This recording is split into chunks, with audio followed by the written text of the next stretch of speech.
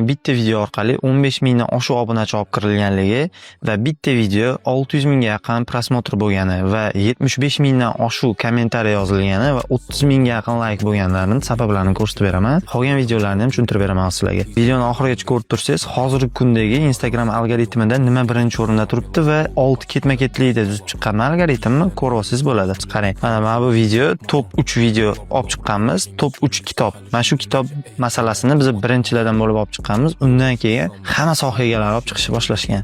Sababini ko'rsataman. Qarang, 23 mingga yaqin kommentariy yozilgan. Bu 16100 ta like yig'gan. Har bitta komment yozgan odamga obuna bo'lish shart qilib qo'yganmiz o'sha paytda. Bu bizaga 300 ming prosmotr olib kirgan va undan oshig'iga bizaga 3 ming, 4 mingga yaqin obunachi olib kirib bergan. Bu birinchisi. Undan keyin biz bu sohani muammosini ko'targanmiz, ya'ni firibgar brokerlar degan mavzuni olib chiqqanmiz, ya'ni mashinniklarni olib chiqqanmiz. Hozirgi kunda ham aktual bu mavzu. Bu 260 ming prosmotr bo'lgan, 8,5 ming like yig'gan va 1,5 mingdan oshiq odamlar muammosi bo'lib chiqqan.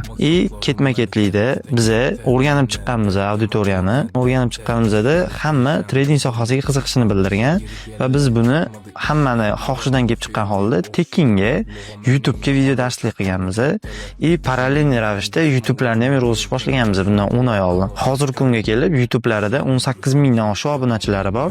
Ushbu video orqali biz 600 mingdan oshiq prosmotr olib, 75300 ta kommentariy olganmiz va 29900 ta like olganmiz. Buning orqasidan 15 ming ta obunachi kirgan. Mana 18,5 ming ta obunachi yig'ib, hozirgi qo'ygan videomiz chatbot orqali kirib kelgan videomiz ko'rib turishingiz mumkin 144 ming prosmotrga yig'gan. Bu YouTube uchun juda ham chiroyli ish. Birinchi videomiz ham bo'lgan desa bo'ladi bu. Mana. Undan keyin mana holatda o'tgan kreativlar olganmiz, podkastlar olganmiz. Trading 2 yil umri behuda ketadi. 30 ming prosmotr bo'tdi ham zo'r ketgan, yaxshi ketgan. Davom etamiz. Undan keyin biz qilgan ishlarimizni yana aktual temalarni olib chiqqanmiz. 188 ming bo'lgan. Endi men sizga nima demoqchiman? Hozirgi kunda 249 ming bo'lgan bu Instagram algoritmlari ozgina o'zgargan. Xuddi shu narsani hozir men sizga yuqoriga jadval sifatida qo'yib qo'yaman. 1 dan boshlab ketma-ketli 6 gacha.